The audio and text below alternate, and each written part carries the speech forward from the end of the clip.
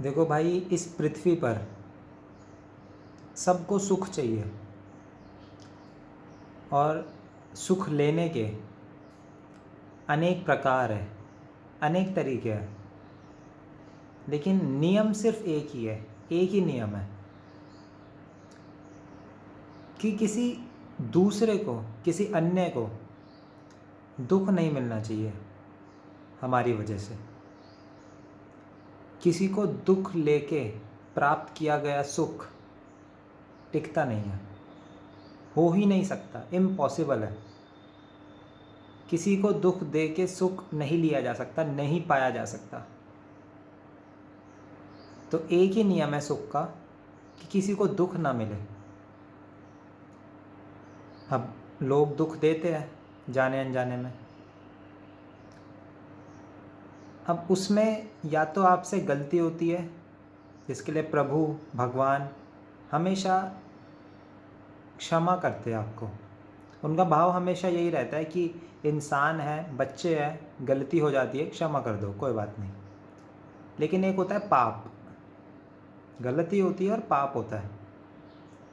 गलती हमेशा क्षमा हो सकती है,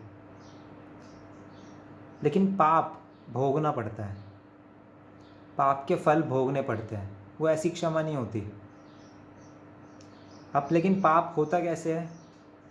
गलती, जैसे मैंने कहा कि अनजाने अनजाने में लोग सुख प्राप्त करते हैं, तो अनजाने में तो गलती हो जाती है, लेकिन जो जानबूझकर पाप करता है उनको फिर वो भोगने भी पड़ते हैं। अगर कुछ जानबूझकर आपने कुछ गलत काम करा है सुख की प्राप्ति के लिए, तो वो पाप की श्रेणी में आएगा, वो आपको भोगने पड़ेंगे, उनका आपको दुख मिलेगा, पीड़ा मिलेगी। अब जो नियम है, जो मैंने नियम बताया कि किसी को दुख नहीं मिलना चाहिए, लेकिन ये किसी कौन है? कौन है ये किसी? किसी में सब कुछ आता है, सब कुछ।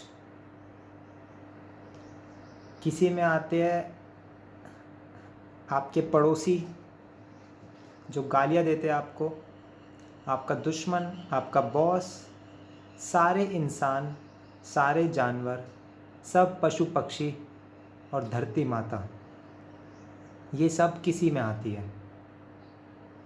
ठीक है, इसीलिए जब भी हम धरती माता को कष्ट देते हैं, उन पर रोज़ चलते फिरते हैं, उनके ऊपर कूदते हैं, उनके ऊपर नाचते हैं, उनको पीड़ा देते हैं, इसलिए हम उनको चुचकारते हैं रोज़ सुबह।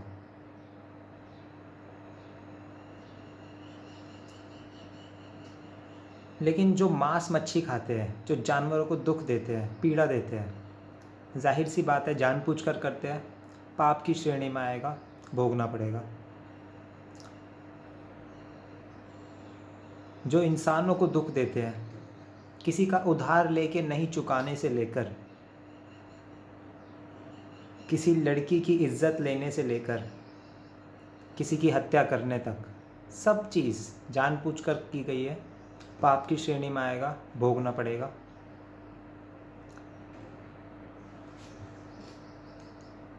लेकिन अब बात आती है धरती माता को एक और हम दुख देते हैं। जो हम पेड़ पौधे काटते हैं, खाते हैं, वो क्यों पाप में नहीं आता? वो पाप में इसलिए नहीं आता, वो इसलिए भोगना नहीं पड़ता क्योंकि इंसानी जीवन बहुत महत्वपूर्ण है। आत्महत्या पाप की श्रेणी में आता है, भोगना पड़ता है, बहुत बड़ा पाप है। हम खुद की भी हत्या नहीं कर सकते, कानूनन भी नहीं, और धर्म के रास्ते पर चले तो भी नहीं। इसलिए खुद को बचाना एक पुण्य का काम है। वो पुण्य का काम हम मजबूरी में धरती माता से लिए गए जो चीज़ें हैं, धरती माता से ली गई जो चीज़ें हैं, उनको खा के ज़िंदा रह के करते हैं, जो हमको मजबूरी में करना पड़ता है ताकि हम लोग जीवित रह सकें और बाकी सबका कल्याण कर सके।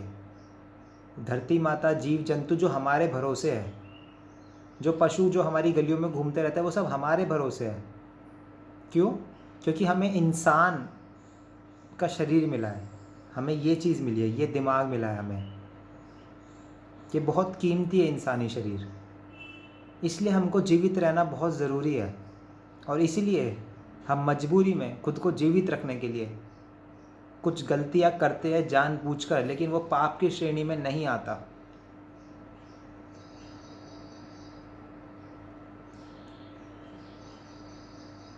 और इसीलिए सिर्फ जीव जंतु जानवर पशु पक्षी और सारे इंसान जो भी है जितने भी हैं, इनको किसी भी तरह का दुख देके पीड़ा देके कभी भी सुख की प्राप्ति नहीं हो सकती, असल सुख की प्राप्ति नहीं हो सकती। कुछ टाइम के लिए लगेगा सुख मिला है, लेकिन कभी टिकेगा नहीं। और टिकेगा नहीं तो आपको बार बार वो प्राप्त करना पड़ेगा, असीम शांति नहीं मिलेगी। बार बार प्राप्त करने के लिए उन्हीं तरीकों से, उन्हीं कुकर्म से बार बार सुख प्राप्त करने के लिए आपको बार बार पाप करने पड़ेंगे। इसलिए सही और धार्मिक तरीका तो यही है कि किसी को भी थोड़ा सा भी हमारे कारण दुख ना पहुंचे, और हम सेवा करें, सेवा भाव रखें सबके लिए। सब में ईश्वर बसते हैं।